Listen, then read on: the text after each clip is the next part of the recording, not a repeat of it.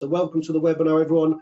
Welcome to our TrustArc webinar today on the rise of information technology and how it impacts privacy. And it's my pleasure, it's my honor today to be joined by my good friend Martin. Say hello, Martin. Hello there, Ralph. Hey, welcome everybody. It's going to be great fun to chat with Martin today. And I think the way we're going to talk about this, before we even get into introducing ourselves, just talk a little bit about how things have changed. Now, Martin's even got a few more years on me, but I've been doing this for about 25, 30 years now, working in information governance.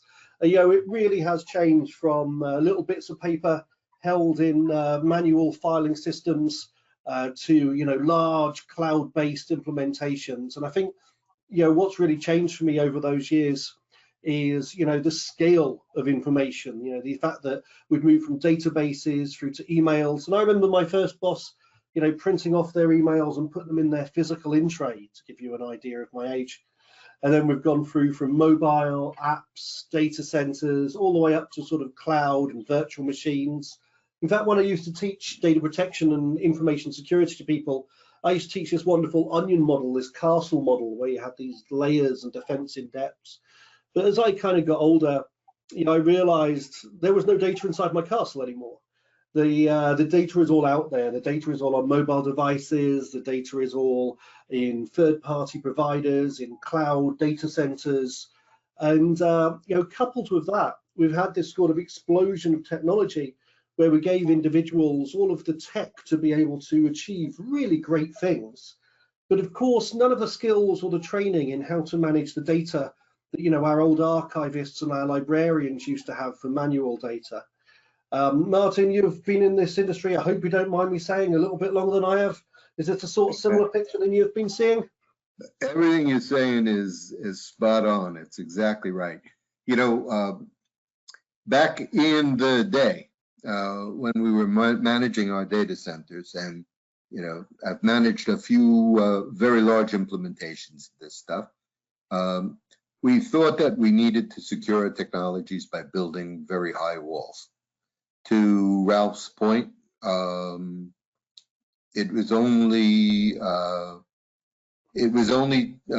when it came to our realization that the data was moving outside of our walls. We put up a valiant defense, and what we found is that data moves, risks change, technologies change, our consumers and what our business wanted changed, and we were struggling to hold on to something that didn't really mean much anymore. There's, as I say in my little blurb here, there's no threats to technology, only to the business. And that mindset is what held us back. If you can't contain the business behind the walls, then you can't contain the data or the technology either. That's really important message, really important. Yeah, that basically says, that's my whole talk for today, which is basically, if the business determines that through where it needs to go and what it needs to do, it needs to be out there. We can't be in here protecting something that is basically past us. Now that's a great preamble, and I don't expect everybody to know us or be familiar with our work, so perhaps we'll just spend a couple of minutes just introducing ourselves. So for me, my name's Ralph O'Brien, working as the principal consultant at Europe here for TrustArc, but I've now been in sort of the world of data protection and information security since the late 90s. So, I'm afraid today you've got two stuffy old white middle-aged men talking to you, but it's my privilege to do so, because data protection and information governance is my real passion. And it's been my privilege from starting in very, very UK-based public sector beginnings to working for some massive global organizations over the years. And when I first started in the public sector, data and information really mattered, and one of the first things I ended up working on was a case in the police where a school caretaker murdered two children because he was incorrectly vetted, because the data didn't move and the data wasn't shared. And really, I was called onto a couple of national audit committees to really look at how we do share information and how we can share that information with the right safeguards for the right reasons. And that's what's really fascinating me, that balancing act between the greater good, the public need, and individuals' sort of data protection, individuals' privacy. And that's really driven me from, the early days, back when we were talking about paper in just one organization to the now, where we're looking at huge cloud implementations that work across the globe. So, my name is Ralph O'Brien. It's been a pleasure. And I'm sure Martin will introduce himself as well. Well, I never knew that story about your very first case, which is really interesting, particularly given my background, which I'll tell you in a minute. Anyway, thank you for having me. I love Ralph. I love chatting with him. I love talking to him. He's one of the smartest guys you're going to ever meet, and we're going to have a great time talking together. By background, I have a very, I'd say, unique background for somebody in the privacy space. I did my doctorate in physical anthropology and forensics. So it's basically working in bone pathology for prehistoric populations for a long time. I worked with medical examiners, I worked with police departments on identification and all of this stuff, which is why I thought it was fascinating. I hadn't heard Ralph's story before. But yeah, so that was kind of my space. And following that, I was working on computer-aided models of bone growth, and somehow or other ended up as the CIO of a global media network for about 17 years. I followed that as CISO for a couple of years beyond that, and then I've been focused almost totally on privacy and security and helping companies around the world figure out how to operationalize and mature their privacy programs. So I've worked with Ralph a lot, so we've had an opportunity to get to know each other. One of the things that, as long as we're on the topic of our police and forensics background, I remember a forensic colleague of mine once talking about what our role was as forensic anthropologists. And he basically said, our job was to help recapture a victim's deprived immortality. Beautiful. Immortality. One of my favorite physics specialists, a famous astrophysicist named Michio Kaku, came out with something very similar in a statement in his book. The book, I forget the name of offhand, but he talked a lot about digital immortality. We're living in a time of digital legacy. Everything that we capture in terms of data is compiled for not just us, but for futures to see. And that makes this a very interesting conversation, I think, overall, how ultimately, and our topic was the rise of information technology. How is it going to impact privacy?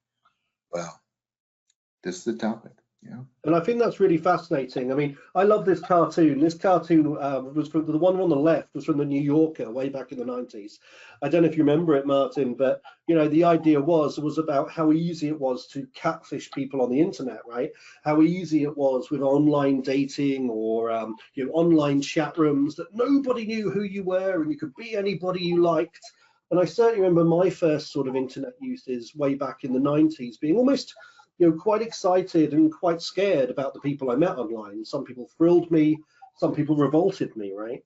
And the ability to actually remain anonymous, and explore the world in my late teens, I found really useful in defining who I was and who I wanted to be. And I was able to make some of those mistakes, right? I was able to wander into some darker areas and make some mistakes without it leaving that digital immortality we just talked about. And I love that fact that he says on the internet, no one knows you're a dog. And I think now the internet is in a very different place, right? Now, and this is obviously a joke about the NSA and their mass data collection, but I love the fact that we say, our metadata analysis indicates that he's definitely a brown lab. He lives with a white and black spotted beagle mix, and I suspect they're humping. Some quite sensitive data there as well.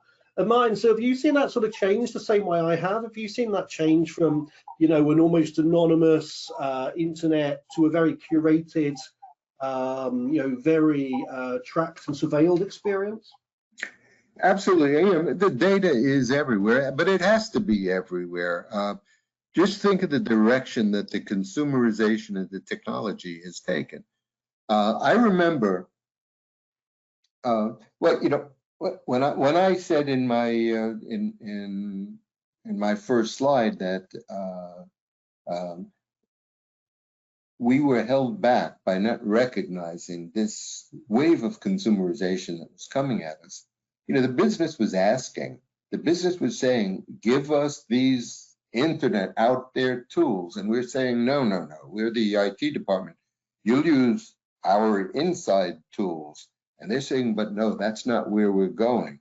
We're going out there. And it took us a long time to break past that barrier. And the companies that did it well, they did better than those that held back. I remember sitting at a dinner, we're sitting at a dinner at my mother-in-law's house. And after we finished dinner, they cleaned up the plates. We're sitting there kind of waiting for coffee to come out. And I looked up from my handheld device, and there were 6 other people at the table, all holding some type of device. Yeah. And glanced over, and of all ages, elderly people, my wife, myself, my kids. Then I glanced over at the couch, and there was a toddler with a tablet on her lap. There's basically no possible way for us to contain information now. The technologies have brought that information everywhere. We've got capacity out there, capabilities out there, and reach out there that we could never have possibly imagined just 20 years ago. So yeah, that flow of information, is being directed by the wants of our consumers. It's where they want to take us. So you could argue that privacy is dead, right? You could argue that we've all got these devices, we're all sharing data, we're all moving data around the globe, our geolocation's being recorded, what we're looking at is being recorded, where we go is being recorded. So, if you're going to look at privacy in terms of, secrecy, you could almost say, we leave that digital footprint wherever we go and privacy is dead. But, I think contrary to that, there's also a greater drive on behalf of individuals to maintain it. And that's this sort of tension, isn't it, Martin? You get this tension between sort of the rise of IT and cloud computing and mobile computing and consumerization of technology. But at the same time, this push on individuals to make their data much more safe, to make their data, the more data they share, the more they want their privacy. So how do we sort of overcome this sort of dichotomy here? Is it that, we talk about these sort of advance in technology, but then how do we maintain our privacy in this new modern technological world? Is it even possible, Mike? There's really 2 parts of that question that I see. One is the question of what is privacy? What is privacy? Because the reality is, whereas in Europe, it may be seen as something of more of an inherent social right. Yep. I see more often it's, look, I'll give you information if you give me this service, or you give me this benefit, or you give me this product. If I'll give you all the information you want if you write my name on the side of the cup and get me to the head of the coffee line.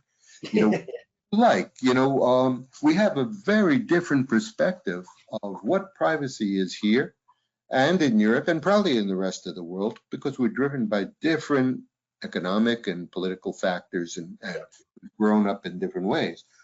In the US, we have no right of privacy embedded in our Constitution.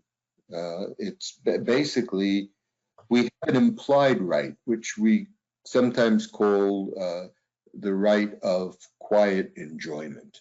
That simply means that police can't come and rough you up when you're having a barbecue without a good reason, like you're throwing hot coals over the fence or something like that. You know, we have the right to enjoy our life in quiet. But it's an implied right.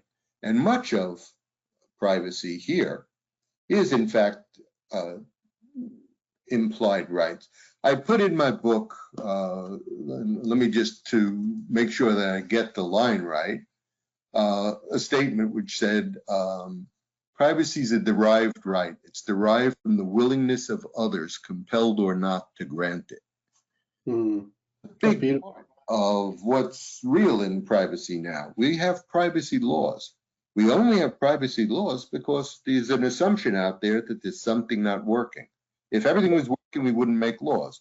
So there's an assumption that there's something in privacy not working, but there's this pull between what is it that companies need to do? What is it that consumers expect of them? Does anybody really care about their privacy rights? And if they don't, well, what is it that we're doing and why is it we're doing it this way? And is it working?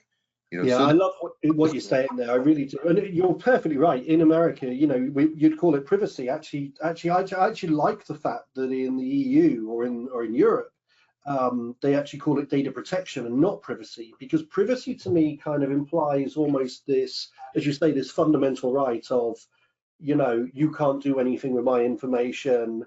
And actually, I often think when you know, organizations start off saying your privacy is really important to us, it gives people almost false expectation that everything is going to be secret and nothing is going to be out there and shared, where, you know, most organizations I actually think could do better being almost, as you say, more transactional in the way that they speak to their you know, their stakeholders. They could be saying, instead of, you know, your privacy is very important to us, they should be saying, look, you want something, and in order for you to get that, we need to use your data in these ways. And so therefore you give us this and you get this. You know, I think Facebook, for example, or Meta could do better. Instead of saying your privacy is very important to us, they might do better if they say, listen, you know, you want to kick our social media platform, but we're going to monetize your data and sell your data in order to, you know, to advertisers in order to fund that kick-ass social media platform. So here's the facts, make your choice. And I think that's sometimes a lot more powerful message than your privacy is important to us, which is more of a, perhaps a fundamentalist argument. You know, it leads people into expectations of secrecy and commitments that organizations sometimes just can't live up to. yeah, no, you're 100% on. You know, your privacy should be important to us as businesses, but it should be important to us not from the perspective of you know, what is it we frame in our business policy and how can your privacy hold us back? This should be really about how can we ingrain the importance of do unto others as others should do unto you into the way in which we interact with you on a day-to-day basis. How can we make this a core value to our business, make this an expression of our brand so that, you know, people can understand that we do care, but we also not only do we care, we go on an assumption that, and as we state on the slide in front of you, is there an antagonistic relationship between privacy and information technology? And it really comes back to the top line question. No. There is no antagonist. I disagree with this strongly. There's no antagonistic relationship between privacy and IT. Both of them are driven by what are the expectations and intentions of the business. If they're not going where the business is going and where the business is taking them is dictated by globalization, digital transformation, competitive advantage, all of these things, if these are not going where the business is going, they're going to be left behind. The business cannot be stopped by a value, a lawsuit, a regulation, or businesses move. What we have to do is to find a way to make businesses move while understanding the needs of these important values and making sure that they're being expressed properly in the operation of the business. I love the way you've just said values there, Martin. Funny enough, I've just come off a data ethics course. And actually on this data ethics course that I was running, the delegates were there would say, we want rules. We want rules for data ethics that tell us what to do. And actually, the problem with ethics is it talks about moral rights and wrongs. And mine, you and we could have a different set of morality. You know, one of us could, you know, go out there and drive a car really fast to hospital to get our partner there before they bleed out. And we would say that's a morally right thing to do, to break the law, to get our partner to hospital before something bad happens to them. You know, we're trying to achieve a good, but actually the other of us could say, well, to drive fast to hospital, you have to break some laws, you have to break some rules. You could endanger or hurt somebody else. And therefore, is that one person's, you know, life or getting them to hospital quickly worth the, you know, the harms we could cause by breaking those rules? And I think that's a really fascinating sort of argument in that what is morally right or wrong, you know, doesn't have a single definition, you know, and it changes from person to person.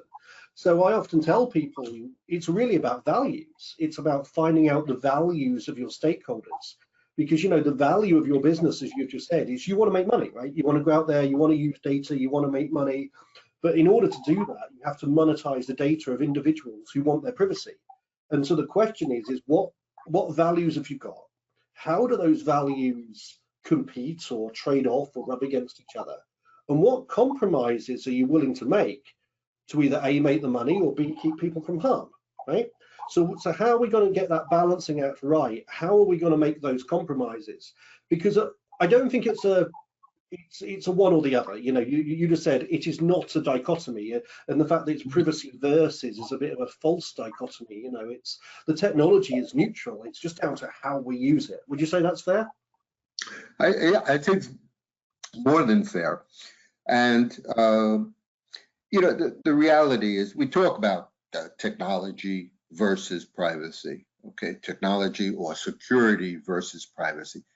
These things have never existed. Those aren't the antagonists. What the antagonist is to privacy is the density of data and its persistence over time.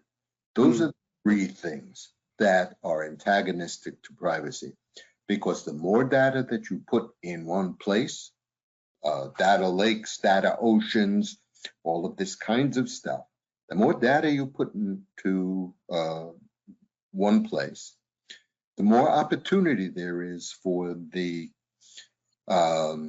non-personal data to become a referential key to personal data, the personal data of one individual to another individual, the collapsing of stuff and the more effectiveness of the tools for analysis of that big pot of data over time only increases. If it increases, the technology gets better, we mine that data better, we push in more data together. Ultimately, that is the antagonist to privacy. There is no possible way to maintain privacy when we're talking about density of data, persistence over time. I love that. From a security analogy, you know, we always say that you can never be 100% secure, right? You know, the attacker will always find a new route. In evolutionary terms, your dinosaur develops bigger teeth before your other dinosaur has got to develop thicker armor, right? And so the teeth get bigger, the armor gets thicker. The teeth gets bigger, the armor gets thicker, and that's what happens over life. You know, the attacker always goes first. There's no such thing as 100% secure, and I think that's really true with technology. And I've always said, as much as you can do more damage with, you know, a stick to a club and a club to a sword and a sword to a gun and a gun to a bomb, you know, you can also do great good with that technology. The technology itself is morally neutral. So what we're seeing, as you just said, is this change from, you know, manual files in filing cabinets 25 years ago to databases held on site, the database is held in data centers and lots of people's data together. And now in cloud, we're now almost feudalized. So you're all 4 or 5 big technology providers. So the scale has changed and the automation has changed. And so, where you could make an error, I don't know, say you've got an error rate, 0.01%. You'd say that's a pretty good error rate, 0.01%, that's a pretty good error rate. But if you've got 10 records, that's an amazing error rate. If you've got a couple of billion records, 0.01 error rate is suddenly thousands of people, right? So to me, it's a question of scale, it's evolution, it's automation and consolidation over time. So the technology's increased. There will always be breaches, there will always be problems, but the attacker will always go first. And as the scale increases, the benefits increases, but so does the harms. Is that fair? Yeah, absolutely. I've talked a little bit about future crime, and future crime was always it's a fun topic to discuss. But when you think about it, in the context of what I talked about before, which was the density of the data, its concentration, its persistence and time, think in terms of genomic data. Our DNA, we're putting stuff out there to get information about who we may be related to. We're putting information out there about what possible medical issues we may potentially have based on our DNA. This information that goes out there, we have the immediate question of, well, how are we protecting it? How are we managing all of those kinds of stuff? With the assumption, though, being that ultimately protecting and managing all of that data forever is a possibility. My take on it is it's not a possibility for all of those things that I just mentioned before. If it's not a possibility, then what does that mean in terms of I've put out information that doesn't just reflect on me, it reflects on all of the generations that follow me. And now the question becomes, do I have the right to consent to the use of my data when in fact I'm consenting to generations 30 out that have long yet to be born? Do I have that right? What kind of legal basis should I apply to the sharing of that data? Consent, it's pretty clear. You can't consent on behalf of, well, this is not a child, so I'm not consenting on the basis of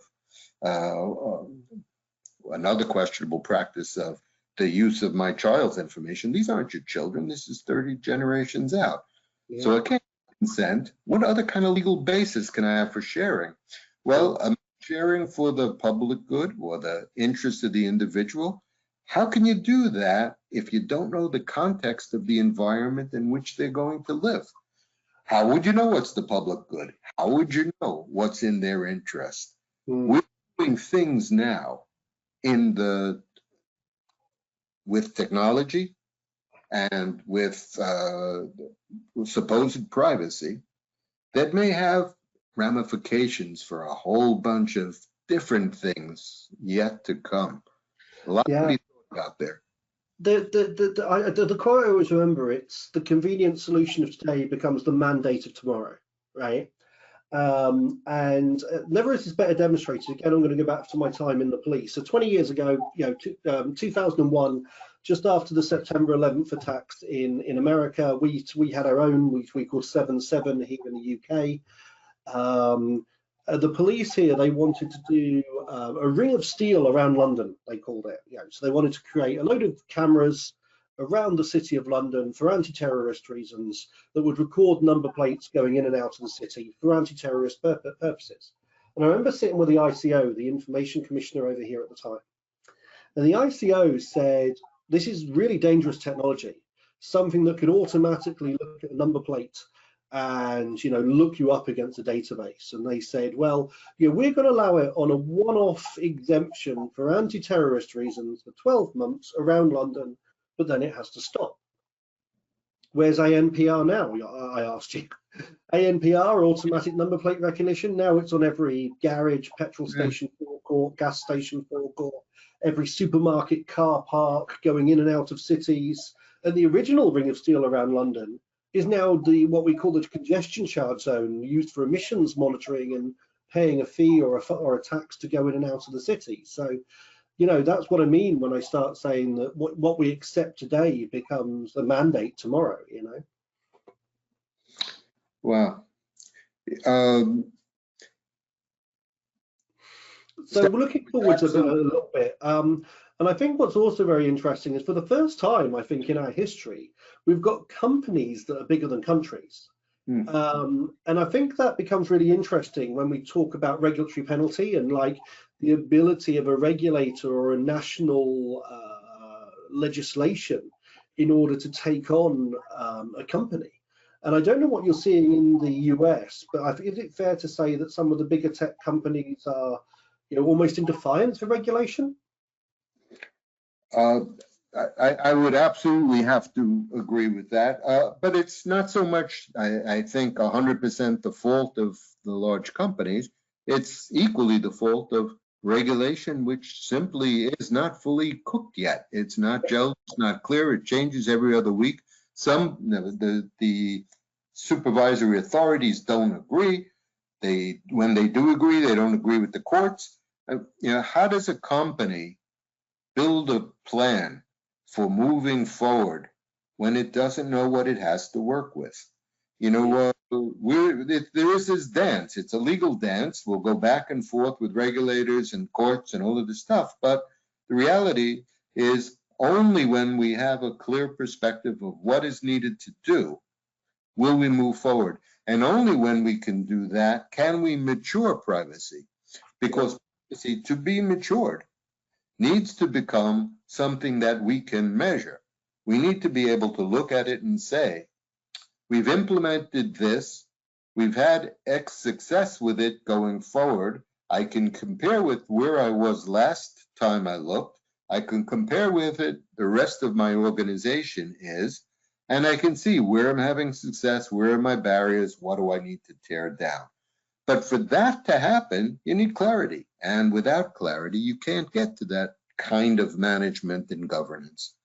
Yeah, I think I'm taking a very different approach now in my customers than what does the law say, because as you said, Martin, there's a myriad of laws across a myriad of countries, and you know, even here in the EU, when we're supposed to have the GDPR that governs most of Europe, we've got a very similar law here in the UK.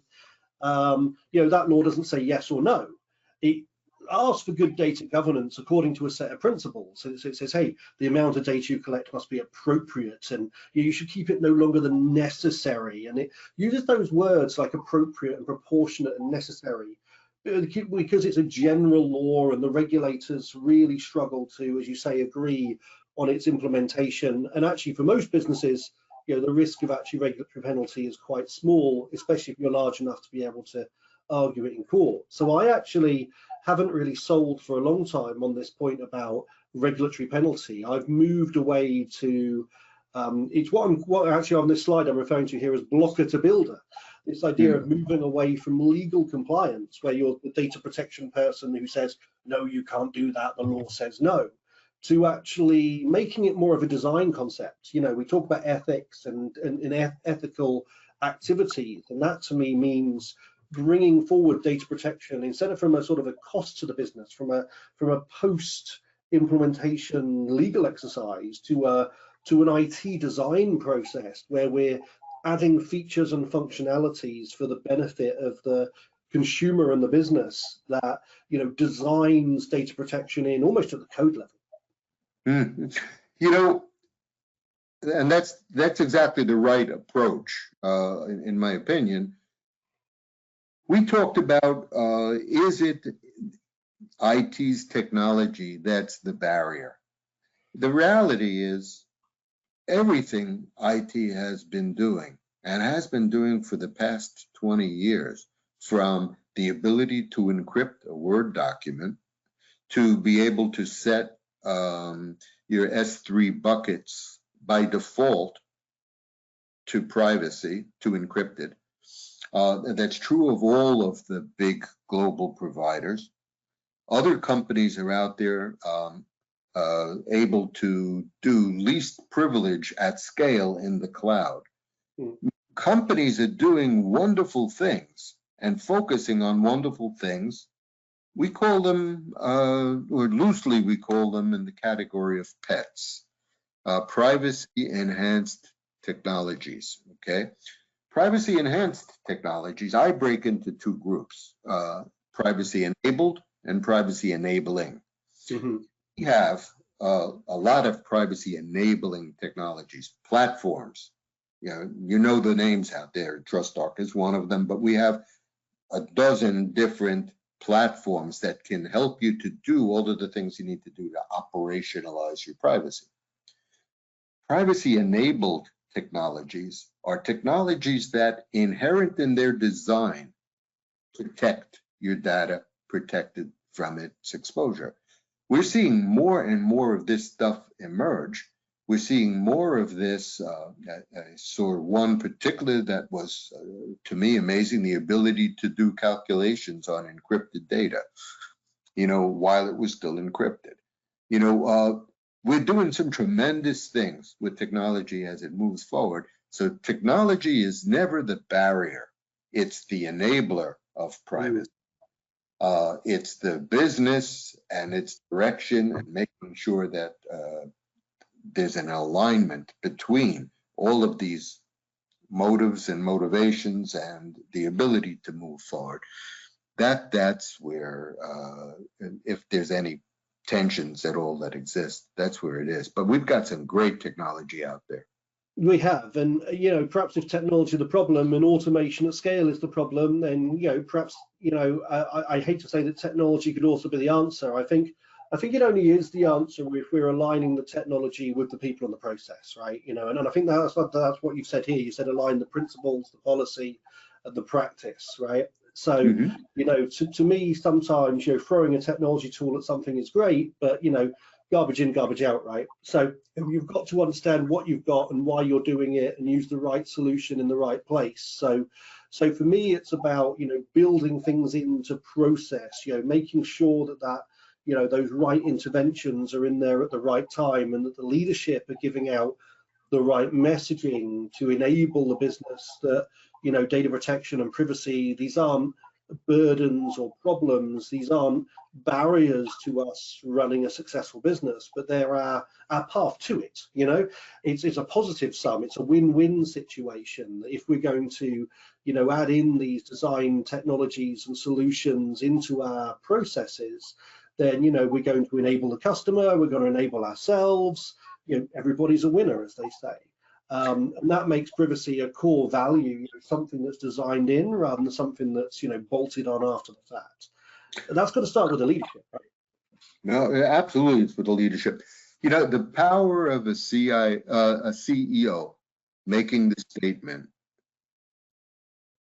this is important to me personally, and this is important to us as a company. Let's get behind this. The importance of that statement to bring down the walls and the barriers and the resistance to uptake and the inability to spread past people who don't want to cooperate or have other ideas. That statement alone melts those walls. Yeah. We need to get to the point where companies simply make the statement. It's got to come from leadership with the right vocabulary. You bring that in, and largely, that's what helps us to bring this in to become a core value. Yeah, culture comes from the top, as they say. It's interesting because I live in Brexit land here over in the UK, and what's interesting is the UK government is actually looking at our data protection laws here, our privacy laws, not as a value to a business, but a blocker to business. They're saying horrible EU red tape and bureaucracy that's come from the continent that's strangling our business with needless paperwork.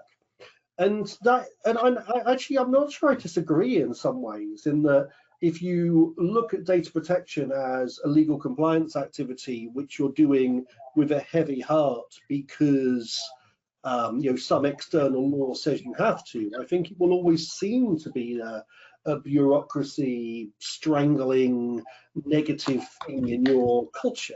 If you've taken the approach that, no, this is our path to good information governance, this is our path to good data management, and if we gain control of our data, regardless what the law says, if we treat people well and nicely, that will bring us good return. And I think, going back to what you said earlier about, treat others as you want yourself treated, a good friend of mine, Rowena, she says data protection ultimately is don't be a git. Yeah. Treat others as you'd like to be treated. So I think that points us towards solutions then, really, solutions, what to do and where to go. And I think, ultimately it's got to start with an understanding, a planning, an understanding of what you have and where it is and how it moves and how it pools and aggregates. Before we walk through this, though, Ralph, I think we should go back to basically what we said in the very first slide as we were introducing all of this stuff. Back in the day,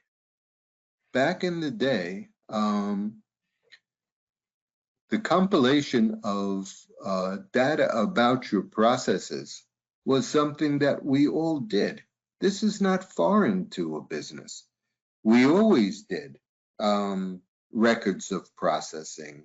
We had what was called run books in the early days, which defined by process what data you were collecting, why you were collecting it, who was authorizing it, who was your sponsor, how long you needed it, all of this kinds of stuff. What data was there, how you're going to protect it, when you were going to sunrise it, get rid of this stuff.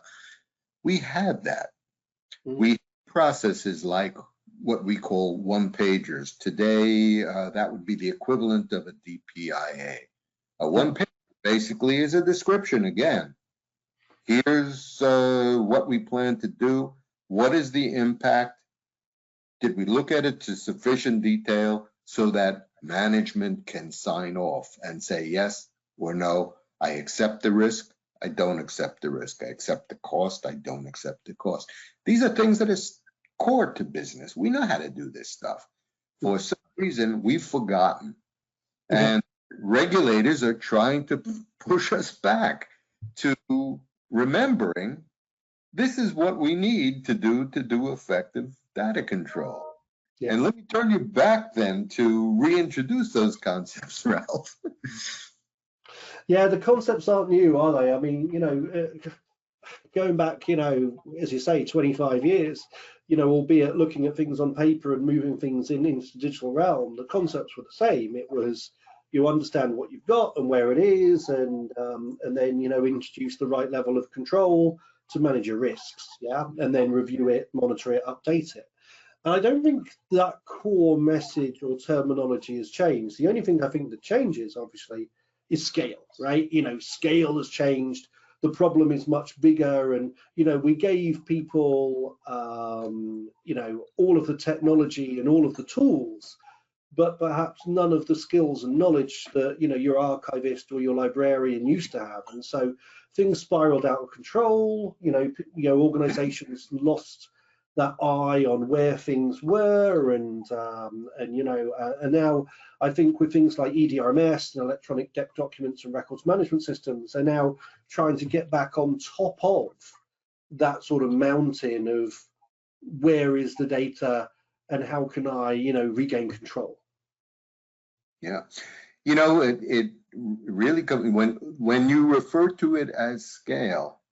Scale is one descriptor of effectively what we talked about before: density, persistence, and time. And that's where, in part, some of this problem is. We've opened our walls to include the world of the cloud, everything out there, and we've just expanded our walls around them. They don't even have to be geographic walls that are in our country anymore. They could expand over multiple countries, multiple types of technology, multiple vendors involved, all of this stuff. And so our data is now concentrated in a massive pot that includes all of that. and it's going to sit there, examined by the latest of technologies, exposed to the latest of risks and all of this kinds of stuff. That's where we've scaled to, but we've got to still apply the basic principles of know what you have, know where you have it, know why you have it. If you do those things, then effectively we can bring this under control. And as I said, there's platforms. You know, you make the right choice of platforms, it will help. It won't solve your problem because your problem is a business problem. It's not a technical problem. None of this will be solved by technology. It'll be enabled or facilitated by technology. But you need the technology to get this work done. Look at all of the pets that are available to you, and there are plenty, but get your processes in-house to the extent you can under control. Yeah, people, process, and technology is always the answer. And, you know, once you've understand what you've got and where the risks are, you can start to bring in the controls. I mean, you know, this is no different than if we're looking at security or privacy or quality or environmental management. Management is the same, isn't it? Understand what you've got and what the risks are, introduce the right level of control, and then you know, monitor and measure going forwards, right? Monitor and measure going forwards. Now you can see why I love chatting with this guy. Well, the feeling is entirely likewise, Martin, of course.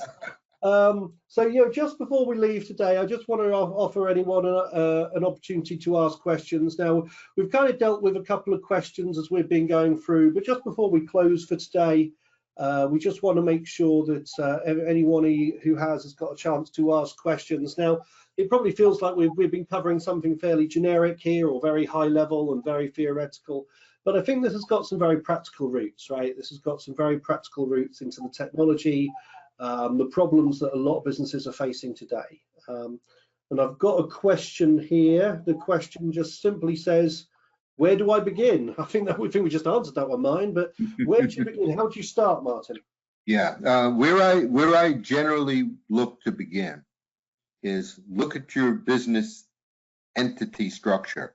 You know, I have a business that, you know, every business has a shape, a natural shape, and that is it's wide at the source. I get my products from a bunch of places. I assemble it at a very few places, but wide enough so that there's some diversity there. I bring it to one common place to fulfill from. That's a concentrated risk. But I plan to sell out into multiple markets. Those markets are going to touch on different privacy laws, different communities, different currencies, different all kinds of things like that. Where you need to start is understand your business structure. Look at your business structure first. Then, once you know your business structure, then you can look at what are the processes that take place under each of those entities. The processes, the sub-processes, the tests, the sub-tests. How do they move? How do they share between the different elements of your business? What do they move? Where do they capture that data? All of this kinds of stuff. So work down the chain of understanding what you have, why you have it, and then you can make intelligent decisions about how you plan to protect and use it. Things like that. I would totally agree. Look at your org chart, look at your data flows. You know, I've always, you know, as a consultant, you know, I always go in and look at things at quite high levels sometimes. So I'd say, look, what do you do as a business, right? Do you do 5 things as a business? Do you do 2 things as a business? Then you're going to have some data flows in internal, like finance, HR, you know, potentially recruitment, potentially marketing, right? So generally, what do we do as a business? We've got some staff, we tell people about what we do, and we do it, right? You know, anything else all secondary to that, yeah? Yeah, if you don't know your business, if you don't know your business, you can't possibly know where you're exposed. So know your business, then know your data, and then all of the other pieces start to fall into place. Ask the right questions, keep asking them, ask them hard, and structure around understanding that this stuff is important. You have to get this under control. You know, there is no choice anymore. You don't have the options of targeting you know, communities with ads and things of this sort that, you know, before the way we did business is different than the way we do it now. And you just have to get used to the idea that business has changed. We need to now know our data. We need to know how we fit into the context of the new business and then make that happen. Yeah, and do you know what, mine? I couldn't have said it better myself. What you have just said there, I think, is a perfect way to finish. You know, you've just said, you know, you've just said you've got to know yourself, know the business, know the data that underpins it, and everything else will follow. And I think that's where we'll leave it for today. So a big thank you to Martin. You know, as you've said, you enjoyed speaking with me. I love and adore speaking with you. So big thank you to Martin for joining us today. Big thank you for you for showing up for our webinar as well. Thank you for listening to a couple of old men ramble about what little they might have learned throughout their careers in information governance, data protection, and IT.